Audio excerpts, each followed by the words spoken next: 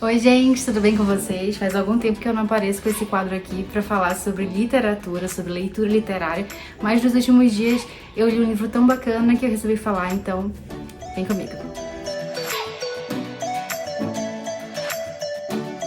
Então que eu resolvi ler Colleen Hoover. Faz muito tempo que essa autora tá na minha lista, mas eu não sou muito do romance, já tem alguns anos que eu não leio romance, acho que desde 2016 que eu não me interesso por esse tipo de história, enfim. Mas aí eu deixei lá no meu Kindle, inclusive tá aqui a edição, acho que vai desfocar um pouquinho, mas a edição que eu li foi uma edição em inglês, né, de Reminders of Ham.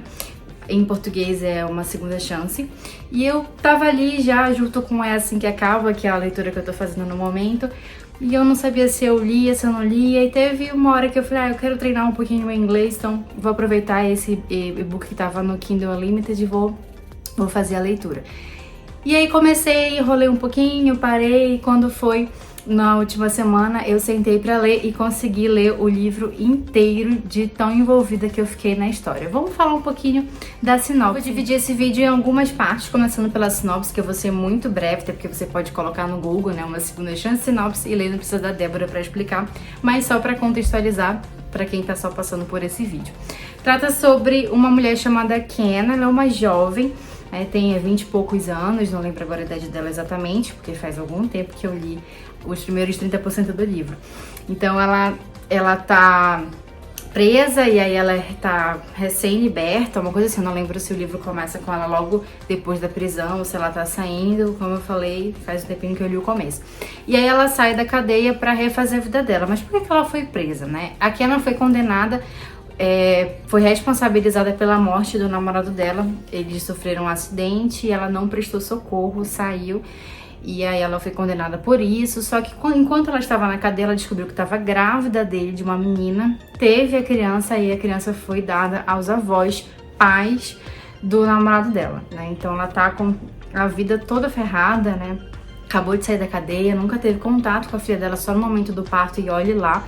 E quer reconstruir a vida dela e quer poder conhecer a filha dela, que o nome dela é Jean, inclusive de Carpe Diem mesmo, porque tem toda essa relação com o termo, né, de viver a vida intensamente, né, e aí ela faz uma relação ali com o nome que eu também não vou conseguir lembrar exatamente, porque é logo no começo do livro que ela explica. Ai, sou péssima pra sinopse, né, corta essa parte. Mas enfim, ela sai da cadeia em busca disso, ela vai para uma cidade, na cidade onde a filha dela mora, para tentar buscar essa primeira conexão, esse primeiro contato com a filha, só que os pais do namorado dela, né, os avós da criança, odeiam a Kenna, obviamente, né? Eles a culpam mesmo pelo que aconteceu com o filho, então eles não querem permitir nenhum contato com a Jean. E aí no meio disso tudo ela chega na cidade, vai pra um bar, que era pra ser uma livraria, e ela chega lá, é um bar, pede um café e tudo mais, e conhece o Ledger, né? Que aí a gente já imagina que ele vai ser um interesse amoroso, já que se trata de um romance. E de fato eles têm um flerte ali, rola uma coisinha, só que depois ela descobre que esse Led foi melhor amigo do namorado dela, então a confusão tá pronta. E aí depois ele também descobre quem é ela, quem é a Kenna, e fica num conflito muito grande e a história começa a se desenrolar. E agora a gente vai se caminhar pra segunda parte deste vídeo, que tem spoilers, tá? Então se você não leu Uma Segunda Chance, você pode parar por aqui, sair do vídeo, ou se você não se importa de ter spoilers do livro, pode continuar aqui assistindo, que eu vou dar agora algumas impressões, começando sobre impressões sobre o relacionamento do Ledger com a Kenna. Eu sempre faço registro das minhas leituras no Scooby, que é uma rede social de leitores. A gente pode colocar o livro que tá lendo, os livros que quer ler, os que já foram lidos, os que foram abandonados, fica um feed, tem um cronograma de leitura, então eu gosto muito desse aplicativo. Logo que eu terminei o livro, eu fui para a página dele e comecei a ler alguns comentários. E eu vi que existiam alguns comentários negativos sobre a relação do Ledger com a Kenna, até falando que existia algo tóxico ali e tudo mais. Eu não consegui enxergar isso. Então, para quem leu, né, tem as suas impressões, podem compartilhar comigo aqui embaixo. eu fiquei pensando muito nessa dualidade, nesse conflito do Ledger, né? Ele foi o melhor amigo do cara e agora ele tá tá interessado, tá apaixonado pela mulher que foi responsável pela morte dele, né? Segundo a versão aí dada pela justiça. Então, enfim, assim, é muito conflituoso, ao mesmo tempo que ele vai conhecendo a Kenna, vendo a personalidade dela, que ela é uma mulher trabalhadora, que ela vai em busca de vários empregos até que ela consegue finalmente, porque ninguém quer empregar em presidiário, né? E ela consegue um supermercado, e ela fala muito da dor dela de ser, né, uma mãe que não pôde nem conhecer a filha direito, porque até na hora do parto a menina foi tirada dela, ela não conseguiu ficar ali alguns dias como tinha sido prometido pra ela, que as mães sempre ficavam pelo menos 2 dias com a filha. Então ele começa a se compadecer, e eu entendo muito, né? Eu acho que a relação dos dois é muito bem construída. Fazia muito tempo que eu não lia, né, um livro de romance, mas pelo que eu lembrava, às vezes era sempre aquele instant love, né, que eu não gosto muito, já enjoei, já gostei bastante, né, afinal eu gostei de Crepúsculo. Pra quem não conhece, é aquele instant love, né, uma expressão para aquele amor instantâneo, né, eu me apaixonei, já amo, né, que nem o Edward com a Bella, por exemplo, né, mal se olharam já estavam apaixonados. Eu gostava dessas histórias quando eu era adolescente, né? Quando eu acreditava que podia ser assim. Depois fui ficando mais velha, peguei ranço, abuso. Então eu não curto muito essas narrativas. Já do Ledger com a Kenna, o que rola ali é uma atração física, né? Totalmente justificável pelas condições, pelo contexto, mas o amor, a paixão é construída. Eu acho que a Colleen Hoover conseguiu fazer isso muito, muito bem. É o primeiro livro dela que eu leio, então eu não sei como ela costuma construir os personagens, mas deste casal em específico eu gostei.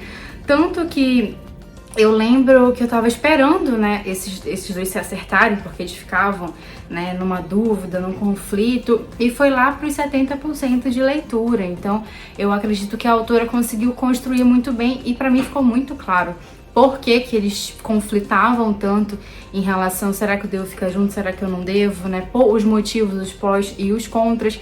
Então eu achei que a relação foi muito bem construída, não me incomodou em nenhum momento. Ponto pra Colleen Hoover aí. Vamos agora pra parte 4 deste vídeo, que são as minhas impressões sobre a relação da Kenna com os pais do namorado dela, né? Eu fiquei ali, é a mesma ideia, mesma noção da questão do Ledger com a Kenna, né? Ali eu entendo aquele ódio que ele sentiu por ela logo depois de que descobriu que era o melhor amigo dele. Claro que com os pais é algo muito, muito maior, né? Ela tirou, né, entre aspas, pra quem lê o livro sabe por que das aspas, o filho deles, né? Então, assim, em nenhum momento eu senti raiva dos avós da Jean. Em nenhum momento eu fiquei assim, eu não compreendo por que eles fazem isso, né? Porque eles odeiam. Não, eu acho que assim como a própria Kenna, ela fala isso nas cartas pro Scott, né? Que é o namorado dela. Que ela faz cartas pra ele, cartas, né, pro além, pra conseguir desabafar. Ela fala que ela não consegue odiar os pais dele, né? Que ela compreende e tal. E até não tem como ela odiar alguém que criou a filha deles. E aí eu acho que isso, de novo, né, a Colleen Hoover consegue construir muito bem, ao mesmo tempo que eu entendo o desespero dela enquanto mãe que não consegue ter conexão, e aí tem uma proibição dos avós. Eles até tentam conseguir... eu esqueci o termo agora, mas pra ela ficar afastada, um documento oficial pra ela ficar afastada, me falhou agora na memória.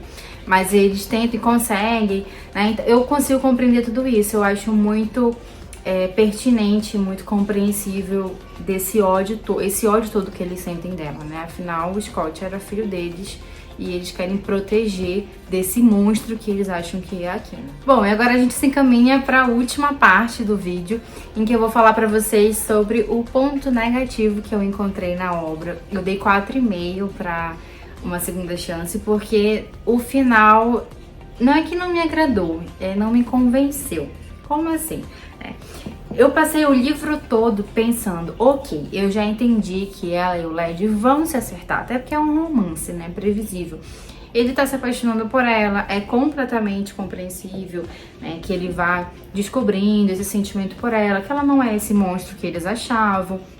E ela é uma pessoa maravilhosa, linda, vai ser uma mãe incrível pra Jean. Então eu compreendo muito bem por que que o Led se permite, né? Demora um pouco, né? Mas se permite. Quando chegou em 70% do livro, quando tem a virada do Led se entender com ela, eu fiquei pensando, ok, faltam 30% pro livro acabar e eu tô só pensando como é que ela vai se resolver com os avós, né? Com os pais do Scott. Como? Eu fiquei com uma expectativa muito grande. Eu falei, vai ter que ser o acontecimento, né? Vai ter que ter algo assim muito forte para que ela consiga retirar esse ódio todo que os pais do namorado dela sentia por ela, né? E permitir que ela consiga acessar a própria filha. E aí eu não gostei da resolução, né? De novo, spoiler. Pra quem leu o livro, né, sabe que tudo se resolve com uma carta que ela escreveu pro Scott, contando exatamente o que aconteceu no acidente. Realmente, ela foi embora, deixou o Scott, mas ela achava que ele estava morto. E aí ela teve um ataque de pânico e foi pro quarto e acho que parece que desmaiou, enfim. E os pais achavam que ela simplesmente tinha sido fria e ido embora, abandonado o rapaz, porque no julgamento ela ficava estática, ela ficou estática recebendo a sentença, ela não questionou e nem tentou se defender, e os pais achavam que isso era uma assinatura da culpa dela. Então ela escreve tudo isso, descreve como ela sofreu, o ataque de pânico que ela teve, por que ela ficou estática no julgamento e etc. E aí ela escreve tudo isso e lê em um momento pro Led. E aí a resolução do livro é essa. O Led pega essa carta escondido quando ela... que os avós, né, os pais do Scott descobrem que eles estão juntos.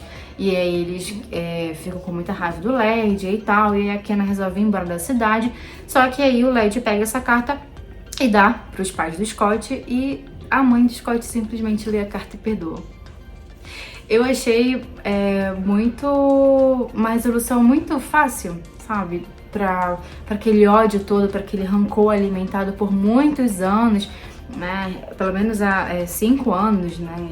E aí se resolveu com uma carta. Tudo bem que a carta é realmente muito emocionante, mas eu acho de verdade que uma mãe não perdoaria tão fácil. Aí vocês podem dizer, mas é porque na carta ela explica que ela não fez aquilo de propósito e o que incomodava os pais do Scott era justamente o fato de que a Kenna foi fria no julgamento, e aí na carta ela explica por que ela tava daquele jeito. Mas assim, gente, não é uma coisa que se passa. Tipo, a mulher lê a carta e vai na mesma hora, no mesmo dia, na casa da Kenna e perdoa, e vamos virar uma família e tal. E assim, eu fiquei um pouco decepcionada com esse final. Eu esperava uma construção mais realista, até porque o livro todo é muito realista. Eu, pelo menos, tive essa impressão. Eu consigo acreditar em todas aquelas situações, mas esse final, sabe aquela suspensão da descrença? Ela tem um limite. Ali foi o meu limite, aí eu fui trazida de volta, né? Ok, eu estou lendo um livro, né? Uma ficção.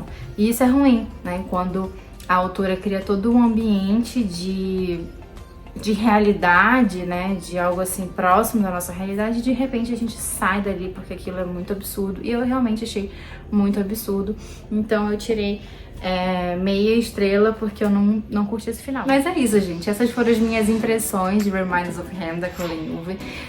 Assim, 4,5, né, então o saldo foi muito positivo. Eu gostei muito da leitura, eu li muito rápido o livro, os últimos 70%. Quando eu sentei assim, não vou ler mesmo, era num domingo, e eu passei o domingo inteiro lendo. E eu curti bastante, só o final mesmo que me desagradou. E aí eu fiz uma enquete sobre qual próximo livro da Colleen eu tinha que ler. Eu tava entre Assim que Acaba, que todo mundo fala, vai ter até ganhar uma adaptação pro cinema, ou o Verity. E aí a galera marcou mais Assim que Acaba. Comecei a ler, ainda tô no comecinho, 3%, ainda não tive tempo de avançar na leitura. Tô gostando, mas desse livro eu já recebi muitos spoilers, já assisti a muitos vídeos, então eu já sei o que eu tenho que esperar, mas tô curiosa pra ver como é que a Colleen conseguiu construir esses personagens. Tô muito ansiosa por isso, porque eu realmente gostei muito das construções do Ledger e da Kenna. Então é isso. Se você gostou do vídeo, deixa seu like aqui. Se quiser falar alguma impressão, comenta. Eu gostaria muito de discutir essa leitura com vocês, porque eu realmente adorei a leitura. Fazia muito tempo que eu não fazia esses vídeos, tava com saudade, não sei se eu perdi o jeito pra fazer, não sei nem se eu já tive um jeito pra fazer, mas eu tô muito feliz de poder estar voltando e prometo que vou tentar aparecer aqui mais vezes pra falar sobre leitura literária. Obrigada!